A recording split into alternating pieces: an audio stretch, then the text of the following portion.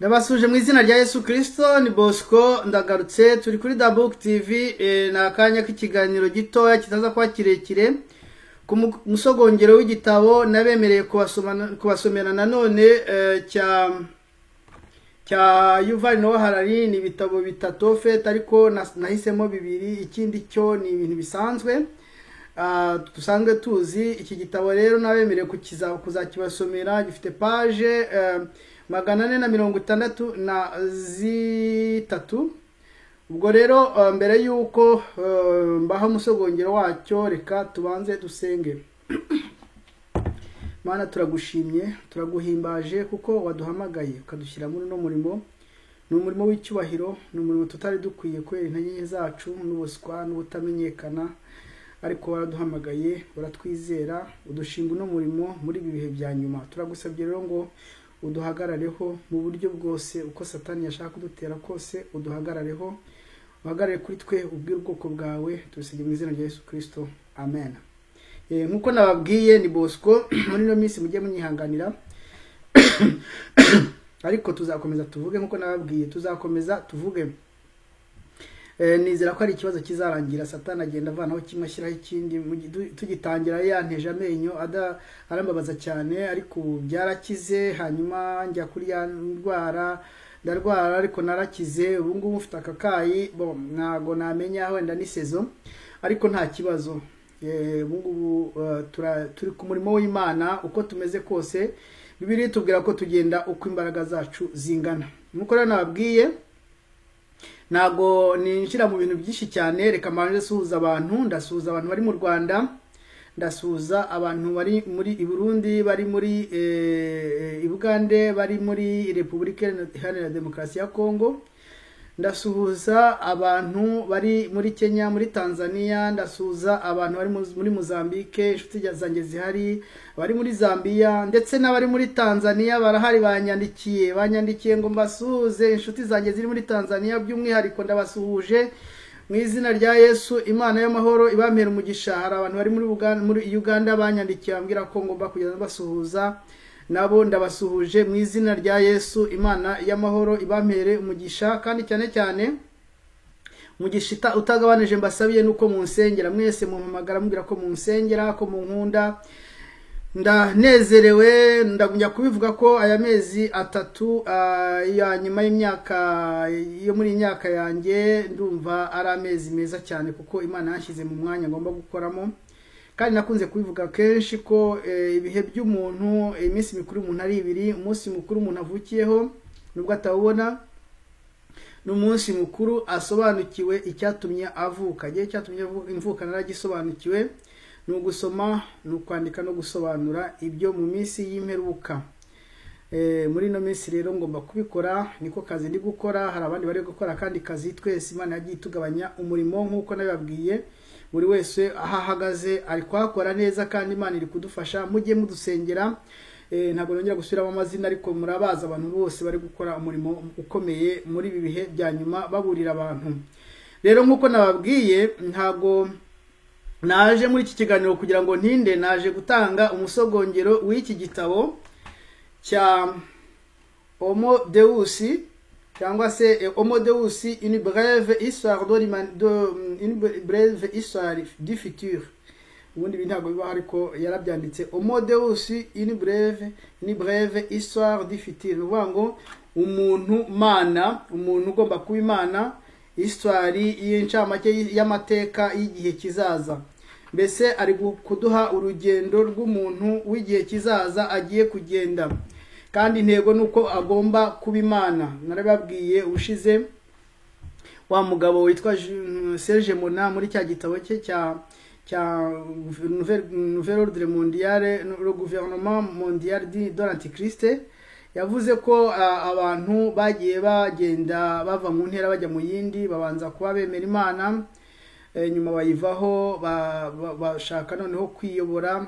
Bavuga ati ntago tubishaka, nako turabishaka ariko ntago dushaka Imana ngo tuvuge kwibaho. Nyuma bahinduka Imana. Abantu bahinduka Imana mu buryo butari bumwe. Ntago rero nibwinjire mu bya Serge Mona. Iki gitabo nicyo naje kubakumbuza, kandi mbabwira ko rwose nubwo bwose abantu bambaza tukigura ngahe kirahenda n'amadolari 36 n'ibice 95 ngo ni 40 plus taxe, ariko abatazakibona nzabaha incamake yacyo kuko ni Imana yampamagariye kandi amafaranga nkoresha ni Imana iba yayampaye, ntago nabura kuyakoresha kuko ahangaha harimo icupa rya wisiki, aramwa wisiki sinzi ukwigura ubu ngubu, simbizi ukwigura, ntago nzi ukwigura, divayi harimo nk'amacupa nk'abiri wenda simbizi, ariko ngewe nahisemo gusoma ibitabo kandi Imana yampaye imbaraga zo kubikora, Imana ubwenge bwo kubikora. Muri no minsi rero ngomba kubasomera kandi ndabizi yuko ndi gukora umurimo Imana yashizemo gukora. Igihe kizagera wenda ivuge ngo birarangiye, icyo nagwamagare gukora kirarangiye, ngwino zamuka uzusanga abandi bana mu ijuru ry'intwari zo mu buryo bw'umwuka. Haleluya.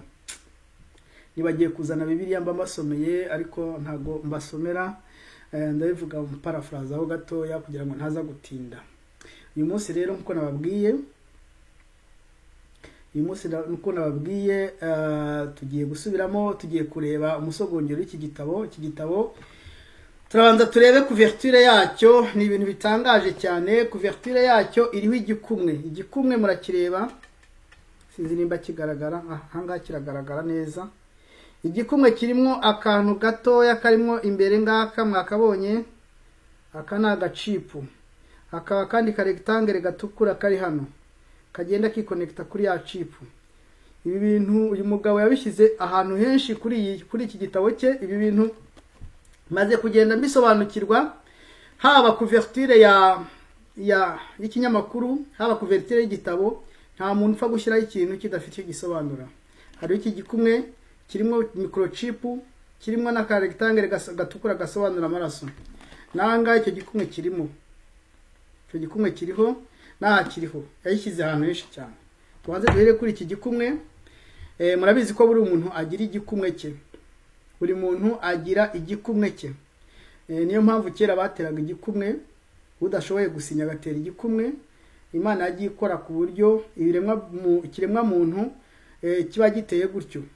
N'ibihingwa burya bigira icyo bita pollen yacyo. Nigeze gukora memoire kuri récolte du pollen, ndabizi buri ushobora kohereza inyoni muri Nyungwe. No, inyoni nta tuzihorera inyoni kuko zo ntago zizana pollen, ariko icyo gihe nakozeho ibintu bya monitor, ibisa nka bya monitoring yantuze na récolte du pollen. Ushobora kohereza uruki muri Nyungwe rukagenda rugatara rukazana za pollen ziri kutuguru twayo, ukazifata ukazikorekta ukazishyira muri laboratoire, ukamenya buri plante iri muri Nyungwe. Utire wohereza ababotaniste b'abangeteri ngo bazenguruke muri Nyungwe ngo bagenda bareba buri plante, ukohereza uruki gusa mbabarire, uruki ruragenda rukakuzanira pollen zifashe ku maguru, hanyuma ukazijyana muri ntuze muri laboratoire, ukamenya buri ntuze irabije, buri kimera kirabije kiri muri Nyungwe.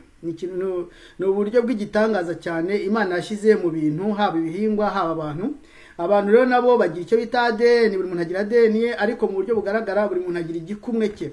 Igikumwe rero kuko aricyo tumenyereye nicyo yashyize ahangaha, yerekana noneho ko bagiye uburyo bwa identification bw'igikumwe barabwunguye, noneho bongeyeho microchip kandi bacishije mu maraso. Urabyumva, microchip iciye mu maraso.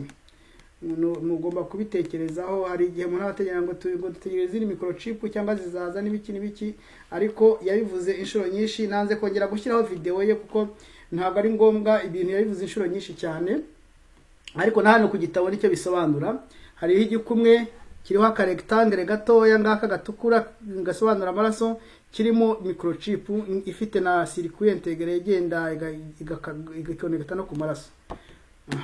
Aka ngaka mwumvise icyo gigasobanura, murabyumva. Naho ahora bivuga ko ubu twatangiye icyo bita surveillance under, avuga icyongereza gifite accent. Umukobwa wanjye ni ukunda kujya yigana abahinde, akunda kubigana cyane, akabigana tugaseka. Nayo nyine afite accent isekeje ijya kubera nk'abahinde, bavuga ngo surveillance under skin. afite ni surveillance nyine ngo under skin nyine ngo surveillance munsi y'uruhu batangiye gukora za gucunga ibiri munsi y'uruhu ngo bamenye ibirimo ibyo ugendana nuko ugenda niko bigenda bihinduka mu mubiri wawe. Icyo ni icyambere. Titre yo murayumva nyine ni umuntu mana, umuntu ugomba guhinduka imana, akerekana agatanga nyine amateka y'incamake y'amateka cyangwa se urugendo umuntu agiye kugenda amaze guhinduka imana cyangwa ajya guhinduka imana. Icyo ni icyambere. Ikindi cya kabiri gitangaje ni agafoto anoherereje abantu b'inshuti zanjye ngo bamfashe kukinterpreta. Nanjye ngatangira byari byanyuye kukinterpreta. Ngenda nkareba ariko nkibaza impamvu hasi ubuhanditseho la fécondation in vitro maîtrise de la création. Fécondation in vitro 2 maîtrise de la création. Bisobanura ngo kwa bwa buryo abantu basigaye bagenda bagatanga intanga bakazihuriza hamwe bakazirerera muri ntuze muri epruvete ari amacupa yo muri laboratoire bagashyiramo bagakoramo fécondation. Hari bikomeza hari umwana ukurira muri yo epruvete, hakaba n'uwo bafata bakajya kumutransplanter mu yindi nda y'undi muntu. Ibyo byose barabikora, ariko aravuga ngo fécondation in vitro, ubwo buryo bwo gufekonda umuntu abakaba batuma umuntu avuka, nayo ni ntuze nicyo bita nuko kwerekana ko bafite maîtrise de la création. Ariko icyo kintu ntabwo ari gitangaje kiriho. Ikintu cya mbere gitangaje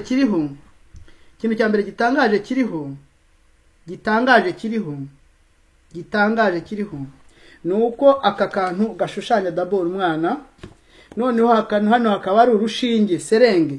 Iyi ni serenge y'urushinge isongoye hano bamanuriye mu mutwe w'umwana. Ishushanya umwana, reba amatwi ye ni nk'umwana uri kureba hirya. Amatwi ye ngaya uretse ko nuzafite n'ugutwi kumwe kandi ni agatwi gatoya. Reba utuboko tumanuka hano n'akajosi, afite umutwe munini n'utuboko n'akajosi, biragira ngo wagira ngo n'umwana uri kureba inyuma afite n'amatwi, ariko noneho bamumanura urushinge mu mutwe. Urushinge rusongoye rwa rundi rwa serenge ruri kumanukira mu mutwe. Ariko noneho harimo abatekereje bagera kure, barabanga ahubwo ngo uwo ahantu hamanika nk'igihimba ngo ni toilette, ni siège ya toilette handi tujya tukajya kwisuraje nyine siège ya toilette.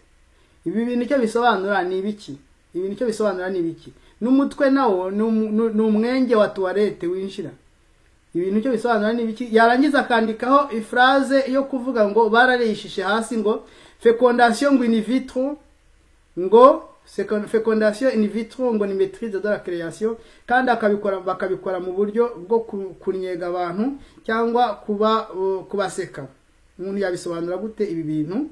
Ubwo ngubwo mbahaye ntuze challenge mu bitekereze, ariko mumenye yuko urunguru n'urushinge bari kumanurira mu mutwe w'umwana. Uyu n'umwana bashushanyije uri kureba inyuma, utu n'utuboko tumanuka gutya, utungutu tubiri, hanyuma umwana ari kureba inyuma. Ariko iyi foto cyangwa se iyi are bayikoresheje imyenge ibiri ya toilette, noneho bamanura mu rushinge, kandi babyita ko ari fécondation in vitro. Nta kindi ndenzaho kuri iyi shusho. Nabwo ibi bintu byo iyo umuntu asoma igitabo cy'umuntu nk'uyu nguyu nta na kimwe asubiza inyuma, ibintu byose arabireba. Ibintu byose arabireba. Ikindi shaka ko tureba kuri iki gitabo ni uburyo yintroduiza igitabo cye. Akintroduiza afite ntuze yitwa le nouvel ordre du jour humain, kuvuga ngo ubundi buryo, yindi gahunda nshya y'umunsi. Abantu bigeze biga ibintu bya développement rural twarayize, nanayikozeho amaformation menshi, nanayikoresheremo formation. Twagendaga dukora ibintu byitwa kwerekana umunsi w'umudamu wo mu cyaro n'umunsi w'umugabo wo mu cyaro, ugasanga biratandukanye. Ugabangwa ahera mu gitondo akabyuka akakoza amasahane, uwo n'umudamu akagaburira abana, akagira gute, yarangiza akajya mu murima, akajya n'umugabo mu murima, umugabo akiviramo akijya kwinywera, yajya kwinywera, umugore akaza kugaruka mu murima gutera. Ibintu nk'ibyo tugenda twerekana ko umugore wo mu cyaro yarushye, ariko duhereye kuri ordre du jour. Uyu nawe rero yakoze ordre du jour nshya y'umuntu itari yindi ya kera. Aravuga ati mbere umuntu yari preoccupé n'ibintu bitatu, icyo bita inzara. Ndabisoma hano kugira ngo ntaza guparafraza. Aravuga ngo les trois mêmes problèmes qui ont préoccupé les habitants de la Chine du 20e siècle et c'est de l'Inde médiévale et de l'Égypte ancienne et la famine, les épidémies et la guerre. Ni ukuvuga ngo ibibazo bikomeye guhera kuri Chine yo muri mu kinyejana cya 20 kugera kuri Egypte ya kera Egiputa ya kera, abantu bari bafite ikibazo cyangwa se bari bahangayikishijwe no gukemura ikibazo cy'inzara n'ikibazo cy'ibyorezo byateraga n'ikibazo cy'intambara. Ni ukuvuga ngo ordre du jour y'umugabo cyangwa se y'umuntu yabago igomba guturna autour y'ibyo bibazo, gukemura ibyo bibazo bitatu. Ni ikibazo cy'inzara, agomba kujya guhinga cyangwa gahingira abana cyangwa akajya gusarura. Ni ikibazo cyangwa se akareba uko ayobora ibibazo, avomera imirima ye n'ibiki byose. Ni ikibazo cy'ibyorezo, agomba kumenya uko abyirinda mu buryo bwe, nimba akoresha imiti ya kinyarwanda, nimba ajya gukonsulta abapfumu n'ibiki byose. Ni ikibazo cy'intambara, agomba kumenya nimba hari urugamba rwabaye, nimba ari umugabo agomba kujya ku rugamba. Ni ibintu bikomeye cyane. Noneho aravuga ati ubu ngubu abantu ntago bagifite icyo kibazo. Baravuga ngo on y réfléchit rarement, mais au cours de toutes dernières décennies, nous avons réussi à maîtriser la famine, les épidémies et la guerre. Nuvuga ngo ntago dukunda kubitekerezaho neza, ariko muri ibi binyejana bya nyuma twabashije gukemura ikibazo cy'inzara, mumbabarire, gukemura ikibazo cy'inzara, gukemura ikibazo cy'ibyorezo nubwo bateye ibindi byinshi cyane, no gukemura ikibazo cy'intambara. Aravuga ati kandi uko twagiye tubikemura murabizi, twagiye dushaka uburyo twagira relation internationale zikomeye. Avuga ibintu byinshi cyane byatumye yerekana ukuntu bakemuye ikibazo cy'intambara. Atariko noneho defi ikomeye tumaze gukemura ibyo bibazo, umuntu wo muri 21e siècle ari kwibaza noneho azajya biruka mu gitondo akora iki, ko ikibazo cy'inzara kitakiriho, wenda ikibazo cy'intambara kitakiriho, ikibazo cy'ibyorezo kitakiriho. Ntago ndi bwinjire rero muri ibi bintu cyane kuko nababwiye yuko ari umusogongero, namubwiye ko ari umusogongero w'iki gitabo. Muri iki gitabo rero azaduha urugendo rwose umuntu agomba azagenda ari guhinduka Imana. Hari bamwe bazapfira muri urwo rugendo birumvikana, hari bamwe bazagwa muri urwo rugendo birumvikana, harimo n'abazashikayo abo abazashaka ko bashikayo, harimo abazapfira muri urwo rugendo bisubiremo, harimo n'abazashika aho bashaka ko bashika. Izo mana bashaka kurema za zindi noneho badikta uko bashatse. Ariko mwongere mwitegereze uwo mwana wako kana gafite umutwe munini, noneho bari kumanurira ibintu mu mutwe, bari kugotera icyo bita conscience, bayivanyemo bari gushyiramo ibintu byabo mu mutwe bakoresheje urushinge. Ariko nanone uwo mwana bakaba bamushushanyije bakoresheje icyo bita imyobo ya toilette. Murumva umuntu w'igihe kizaza uko azaba ameze. Mwabyumvise icyo bisobanura. Umwana bamushushanyije bakoresheje imyobo ibintu by'imyobo ya toilette sinari nabibonye. Abantu nibo bagiye bambwira ati ni imyobo ya toilette, yitegereze neza ni imyobo ya toilette. Ndebye neza sanga ko ni imyobo ya toilette, ariko niyo bakoresha bashushanya no mwana. Umuntu w'ubutaha bagomba kujya bamuteramo kiriya kintu, ariko azaba nyine bamugereranya n'ibi bintu nuko niyo imyobo bibiri ya toilette. Mubyumve kandi akavuga ngo ni réussite, ngo sero ngo ntuze ngo fécondation, ngo fécondation in vitro, ngo twabashe kumetriza, ngo par la fécondation in vitro ngo twabashe kumetriza la création.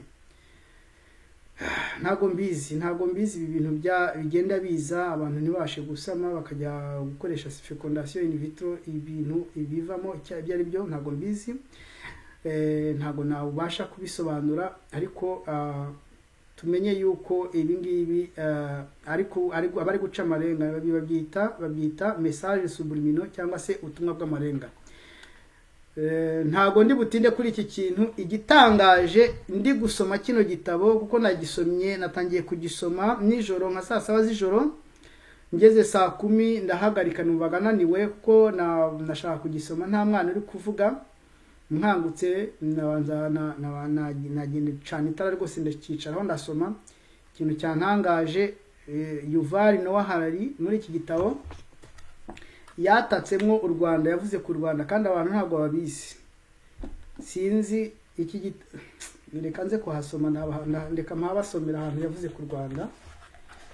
Mwumve kuri page ya 26 yaravuze ngo en 1998 il était censé de la part du Rwanda de saisir et de piller les riches mines du coltan du Congo voisin parce que ce minerai était très demandé pour la fabrication de téléphones mobiles et d'ordinateurs portables et que le Congo possédait 80% des réserves du monde. Le coltan pillé a rapporté chaque année au Rwanda 240 millions de dollars chaque année. Pour un pays pauvre, c'était beaucoup d'argent. Nkavuga reka mbishyire mu Kinyarwanda kugira ntaza gutinda. Rabango mu 1998 byarumvikanaga ko u Rwanda rujya kusahura ikoruta mu mamine yo mu birombe byo muri Kongo, igihugu kirifuaze, igihugu cy'igituranyi. Ngo kandi ngo kubera ko iryo buye ry'agaciro ryari rikenewe cyane mu gukora amatelefone no gukora ama ordinateur portable, kandi Kongo ubwayo yari ifite n'ubungubu simbizi ko igihe ifite kigiye yari ifite 80% ya koruta yose y'isi. Noneho ngo iryo buye ry'agaciro bapiye muri Kongo ngo ryabaheshaga guhera muri 1998 miliyoni 240 z'amadolari buri mwaka, ngo ku gihugu gikenye nk'u Rwanda ngo n'amafaranga menshi. Nuko avuga arakomeza aravuga ngo ce que le Rwanda a gagné en une année de pillage du coltan congolais, les Chinois le gagnent en une seule journée de commerce pacifique. Ariko hejuru yarabisobanuye aho babikura, abango Ubushinwa bugiye bwaragiye bunegosiya na za Apple na za Microsoft zo muri Silicon Valley muri Amerika, ngo none ngo ibyo u Rwanda rwabonaga mu mwaka wose Ubushinwa bubibona mu munsi umwe gusa, bukoze commerce, ubucuruzi bw'amahoro burimo amahoro nta ntambara bwateye. Nimba ibi bidasobanura kwataka igihugu, ubwo kireka nimba kumva kwanjye kutu atariko nago narenza aho ngaho. Kandi mumenye yuko uyu mugabo ibi bitabo agurisha cya mbere nari basobanuriye bimaze kugurishwa kopi miliyoni 21, kandi bimaze guhindurwa muri mu ndimi 67 miliyoni 21 z'abantu baguze zino kopi z'ibitabo, kandi abantu niko bajya no kuri YouTube bakabivugaho, kandi noneho bimaze guhindurwa mu ndimi 67. Nuvuga ngo uyu nguyu yanditse igitabo, yanditse paragraphe ku gihugu agisebya cyangwa se akivuga uko kiri. Ntabwo mvuga ko agisebya cyangwa akivuga, ubwo ni abantu bwo murabitekereza mu byumve. Agisebya cyangwa akivuga uko kiri iruta igitabo umwanditsi nka Jude Leva ashobora kwandika, iruta igitabo umwanditsi nka Pierre P ashobora kwandika, cyangwa abandi banditsi bavuga ko basebya igihugu cy'u Rwanda. Nagira ngo mbabwire ko paragraphe y'uno mugabo imwe iruta igitabo cy'abo bantu babiri. Yaranditse rero nyine, ariko nahise nibaza ese ko aba bantu ko bakunda gukora ibintu bya chantage ko nabibabwiye muri bya bitabo by'ubushize, aho ntabwo ariyo gahunda iriho.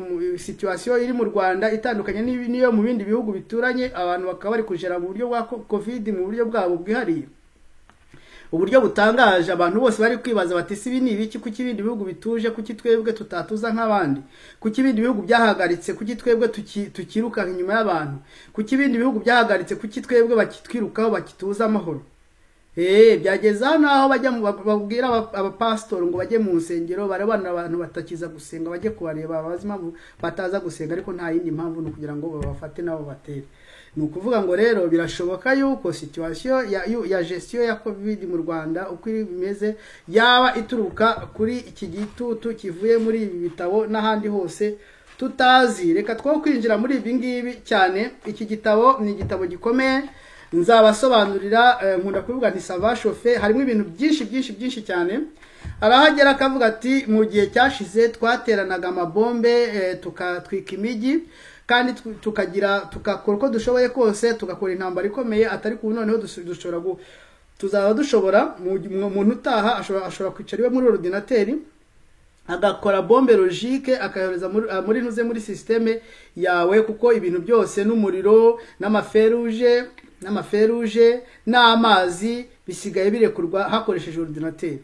Akazimya umuriro, agatera blackout munuze mu mujyi wose, akazimya umuriro, akahagarika amazi, akagongesha ntuze, akagonganisha ama train, donc za gari ya moshe na za metro, akahagarika za telefone, akagira gute ibintu byose yicaye we agakora icyo bita bombe logique akayitera. Ati cyber attack cyangwa se cyber terrorisme niyo tugiye kwinjiramo. Rero iki gitabo ntabwo ndi bugitindeho, ntekereza yuko mwacyumvise. Ça va chauffer ni page 466 nzagenda bibasobanurira ubwo ngubwo muzareba. Ikindi nagumye kwitegereza kuri no mugabo, nagumye kureba nkimara kusoma ngeze hagati naniwe, nasenze ndasenga nanyije nsa nkugiye kuryama, nazamuka nkigira mu buriri, maze kugera mu buriri rwose mpita numva ibitekerezo biramanutse nanone, mpita nsohoka mu buriri nirukanka, ndongera ndagenda ndareba ikintu gitumye ahantu numvaga Imana cyangwa se ibitekerezo biri kuntungira urutoki. Nibwo nabonye tuno tuntu, nibwo nabonye uyu mwana, ariko ndongera ntegereza video y'uyu mugabo, nsanga agenda avuga ibintu bimwe kandi akoresha terminology zimwe, kandi ni ibintu ushobora kuvaria bikemera. Nkabira byo kuvuga ngo Sylvester Anderskin abivuga ahantu hose, iyo bamubajije ikibazo bakumva. Donc yewe nigeze gukora, nkura kuvuga ngenda simbagurika, ariko mu byumve kera nigeze gukora muri centre d'appel. Hano hari centre d'appel umuntu akora avugana n'abakiriya, niyo nakozemo bwa mbere.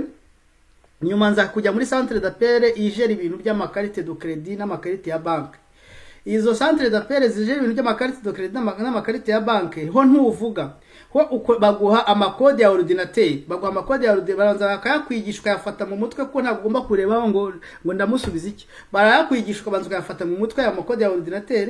Noneho umuntu yajya kubwira ati ikarite de credit yanjye yatakaye, ugahita wandika kode ya ordinateur ikamubaza ngo ese wabashije kureba ahangaha umaze igihe kingana iki uyitaye, umaze iminsi amasaha ngaha uyitaye.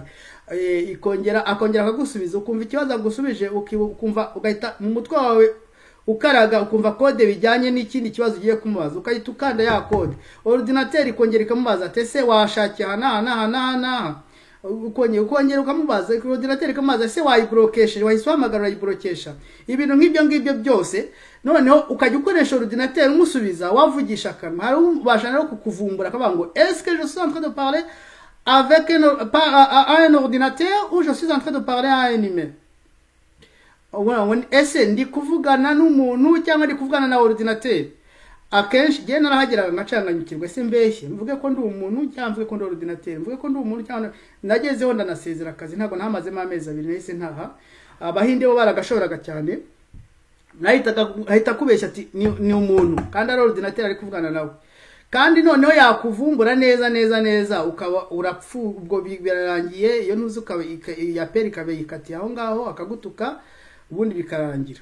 Ndashaka kukubwira ngo ndi kureba uno mugabo ukuntu ari kugenda asubiza, nahise mbona ko ashobora kuba ari telecommande nawe. Bya bindi twagiye tuvuga ko abantu bashobora kuba telecommande à distance, uyu mugabo nawe ashobora kuba ari kumutelecommande, kuko asubiza nk'umuntu udafite umutima, asubiza nk'umuntu utabanze gutekereza, asubiza ibintu bisa kandi terminology ziba ari zimwe. Ibyo yavuze ngo tuzatangira Sylvester Anderskin, avuga Anderskin afite accent imeze nk'iyabahinde.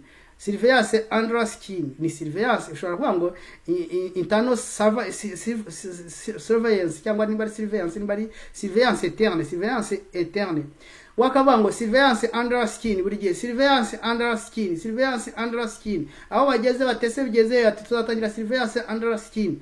Ni ukuvuga ngo ni ibintu, ni code bagiye bagira, hari umuntu umuterekomanda distance, kandi nawe yarabyivugira aravuga ati, kandi avuga ngo bazagira abantu Imana, ngo ni kuriya ngo umuntu ukomeye w'Imana ngo agomba kuba ameze.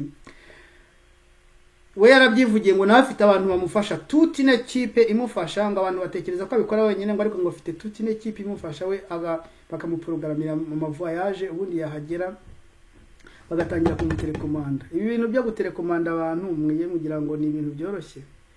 Hari umuperezida umwe ntari buze ariko se abantu baramuzi, muzajye kuri YouTube muzayibona, ntuze Joe Biden yigeze kujya ahantu, umunyamakuru atangiye kumubaza na Joe Biden amanitse amaboko gutya, none aba ngo Joe ngo ntango there is no podium there, ngo nta podium iri aho ngaho, ngo there is no podium there. Noneho yari kuvugana n'umuntu uri kumuterekomanda, ahita amanura amaboko gutya nk'ayituye. Donc yaje ahantu hari vide, agira ngo afite ntuze hari podium, azana amaboko nk'ugiye kuyashyira kuri podium, ayagumisha mu kirere gutya, ngo Joe ngo there is no podium there, ariko yari kuvugana n'umuntu uri kumuterekomanda, ahita arekura amaboko arako. Bisobanura gute? Ibintu turi kuviva ni ibintu bikomeye cyane. Hari umuntu hoza amagara mbere atari ku ibintu uri kugenda uhishura ko mbona ari ibintu bikaze. Ese ibi bintu nibimara kumenya ibyinshi, nk'ubu ngubu ubyutse mu gitondo ukabona ibintu bigaragaye nk'ibyambaye ubusa, isi twaba tukibayeho? Ndavuga nti n'ubundi isi abantu bubaha Imana izageraho itubihire, kuko nabandi bakira niko byagenze, ngo bazereraga aho hantu nashaka gusoma. Imana imbabarire rwose, nagomba kuba nazanye intu z'igitabo nkasoma, ko nkunda gusoma amagambo, si nkunda guparaphrase. Ngo bazereraga mu misozi ngo abakira bapfuye batizera batarabijyasezerano, ariko bakabibona bakiri kure, bakaba ko ari abashyitsi nabi mukira, ngo kandi bavugaga gutyo, ngo babaga berekana ko bifuza gakondo iriti aho ngaho bari kuba nziza. Ngo bazereraga mu bisozi n'ibihanamanga, ngo bambaye impu z'intama, ngo bameze nabi cyane, ngo isi ntiyari igikwiriye ko bayibaho. Hari igihe donc ukuntu biri kugenda bigenda, nkuko nababwiye ubushize ko isi kuva muri 2020 abantu bagiye bacinze ebyiri. Hari abacinzira ebyiri yo kuba trop materialiste no gukunda isi cyane, hakaba n'abacinzira yo kugenda banga isi, bagenda bavumbura ibyayo bayanga. Tuzagera igihe Yesu azagaruka kudutwara turi kuririmba ngo uzaza ryari mucunguzi, aya makubu yamareho, uhindura ibi byose bishya, icyamukaza udatinze. Reka no kuririmba ntaza gukorora muri no minsi sigaye ndirimba cyane ngakorora, ariko tuzagera mu gihe Yesu azajya kugaruka, abantu bafashe yanzira yo kuzajya guteranirizwa muri Yesu Kristo, baza bamaze kwanga isi cyane, bamaze kuvumbura ibyayo byose, ibinyoma biriho, ububi bwayo, ubugome buriho, bamaze kuyanga n'isi yaramaze kubanga, bitagishobokana ko bakomezanya n'isi. Niho Yesu azagaruka. Haleluya. Bitagishobokana ko bakomezanya n'isi. Abandi nabo barakunze isi, barabaye donc isi, umuco w'isi ubarimo, gukunda isi n'ibyayo barimo. Ni nka zanzire ebyiri Paulo yashushanyije mu Filipi ibice 3, umurongo wa 18 kugeza kwa 21, ngo hariho benshi bagenda ukundi. Abo nababwiye kera ko arabanze, n'ubundi ababwira ndira ko arabanze umusaraba wa Kristo, ngo Imana yabo ninda, ngo biratana ibiteye isoni byabo, bahoza umutima ku by'isi. Abo nabandi ni babandi bafashe yanzira yo kujya guteranirizwa muri system ya Satani. Imana yabo ninda, bahoza umutima ku by'isi, irata bitese n'byabo. Ngo ariko twebwe babandi bafashe inzira kuza guteranirizwa muri Yesu Kristo, iwacu ni mwijuru, niho dutegereje ko umukiza azava, ni uzahindura imibiri yo gucishwa bugufi kwacu, akayishushanya n'ubwiza bwe, kuko afite imbaraga zo kwigandurira byose. Haleluya. Satani nawe afite imbaraga zo kwigandurira byose, ibyamwemereye barabivuze ejo bundi. Uyu mugabo akunda kubivuga, Noah Harari yarabivuze. yarabivuze ko babonye imbaraga zo kugomorora ibiri mu mitwe y'abantu bakabigomorera Satani. Ntabwo rero nongera kubitindaho, nagira ngo mbabwire ngo iki gitabo Savashofe kizaba kiryoshye cyane. Homodeus, une brève histoire du futur. Homodeus, une brève histoire du futur, igitabo cya Yuval Noah Harari nabemereye kuzabasomera. Hanyuma mukamwarebye aka kantu kari hano, igikumwe kirimo chip n'amaraso, akaba atangira igitabo cye yishimira intambwe bagezeho muri création, ibintu byo bita fécondation in vitro, ko ari la maîtrise de la création, gufekunda umwana bakamurera muri ntuze muri provete basigaye bakora, ari byo byerekana ko bageze kure mu bintu byo kurema nabo. Kandi akabikora agashushanya umwana mu matware mu myobo ya toilette ibiri, yarangiza agacomeka mu rushinge mu mutwe hejuru, urushinge serenge yandi batera umuntu kinjira mu maraso. Ntago ndi butinde rero iki gitabo nzakibasomera, kandi mujye musengera, n'ubu nzi ko musengera, kandi mujye mubana natwe muri kuri ntuze kuri WhatsApp. Ntago abantu baranyandikira bafite nimero zanjye, abatazifite mujya muzibona, nkunda kuzitanga, mujye munyandikira mumbaze ibibazo mujye nabo navuze.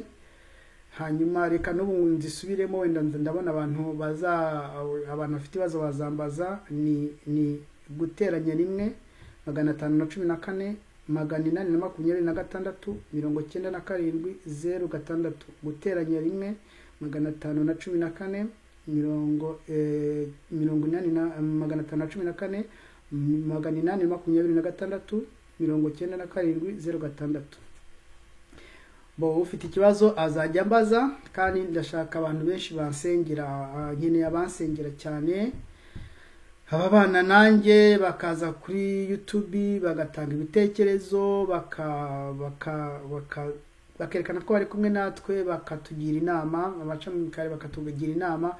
Abadusengera mwese mujye mudusengera, dufite akazi gakomeye, kandi murabona ko ari akazi kangombwa ko kugenda turanga inzira ngo tubone aho duca. Isi maze kuba nk'ishyamba, hagomba kuboneka abantu bemera bakajya imbere, bakagenda baca inzira, nubwo bwose imbere hari intare ni Satani n'abadayimoni, ariko tugomba kugenda imbere y'abandi, tukareka abandi inzira, kugira ngo igihe kizagere tuzagere mu ijuru. Imana ribaha umugisha. Nari ngiye kurangiza, hari ibibazo bibiri nabashijwe mu byo navuze ku bijyanye n'inyama, ngo kubera iki ngo uriya mugabo atarya inyama, uyu nguyu Yuval Noah Harari ngo na Hitler ngo akaba atararyaga inyama, ngo uwo inyama bisobanura ko ari icyaha, ngo ni iki, ngo kutarya inyama ngo ni byiza, ngo cyangwa ni bibi, ngo se ngo ni icyaha, ngo cyangwa si icyaha. Ngewe nta muntu mpora kubyarya, kuko muzumva icyigisho cya Clarisse yabivuzeho cyane. Abantu benshi bagenda biremice bacira imanza z'abandi ibyo barya, ni ibintu bituruka kuri Satani. Izi muvoma zagiye zivuka z'abantu baba vegetarian badashaka kurya, bakagenda banduzanya. Umwana akajya ku ishuri yaryaga inyama, akakata sinongera kurya inyama. Kandi Imana ntago yabajije abantu kurya inyama. Mu biryo yatanze n'inyama zirimo inyama zitanduye, birumvikana. Ntago rero ibi bintu bituruka kuri Satani, bituruka ahantu muri bya bindi nababwiye byo gushaka kugira kuvana umuntu au centre de la création, kumuvana hagati mu biremwa hagati, akazanamo ikindi kintu umuntu akajya ku ruhande. Umwe bamujyana bakamugira nk'Imana, undi bakamugira deshe bakajugunya. Nkuko bavuga ngo barashaka kuzagarukiriza ku bantu 500,000, abandi bose bagera muri miliyari 7 bagapfa, niko bashaka. Ngo kubera ko abantu bamaze kuba benshi, ngo kandi bishyize hejuru, ngo bakaganza ibindi biremwa, ngo nibareke izindi n'inyamaswa zibeho, bo kuzirya, bo kuzica, bo kuzigira gute. Ni muvoma ituruka kuri Satani. Ntago nayinjiraho cyane, ntago ari muvoma ituruka ku Mana. Icyo ni ngicyo nabajijwe. Ikindi kibazo nagishubije kijyanye n'abantu ariko batese abantu tugenda dusobanukirwa ibintu biri kuba ku isi, ibintu by'ibinyoma n'ibiki bizagenda bite, ibintu inzira zizabyara amahari. Tuzasobanura inka, iko bavuga mu Kinyarwanda. Tuzasobanura umwe afata he, undi acihe, ndaca he. Bamwe bagende banga isi n'ibirimo byose basanga Imana, basanga Yesu Kristo, kuko wacu ari mu ijuru. Abandi bagende bayikunda cyane kugeza igihe basenga, bagasenga mu materiel. Reka rero dusenge two gutinda. Imana ibahe umugisha. Wari umusogongero w'igitabo cya Yuval Noah Harari. Turagushimye Imana ko abanye natwe, kutaturetse. Biba bigaragara yuko turi kurwana intambara ikomeye, ariko uri kumwe natwe, ntuzatureka, ntuzaduhana. Niwe uduhetse mu mugongo wawe, niwe utuganiriza, niwe ubwira abantu bawe uciye muri twebwe, natwe tukumviraho. Bana rero natwe dufashe, uturinde muri inzira, muri urugendo rwa nyuma turi kugenda, muri iyi minsi ya nyuma, ubwo intware zitaka zinyiriwe, igaragazeho kutureka, kuduhisha kuragenda ku maso yawe, mu cyo mu maso tuje tubona gukandagira. Tubisabye mu izina rya Yesu Kristo, amen.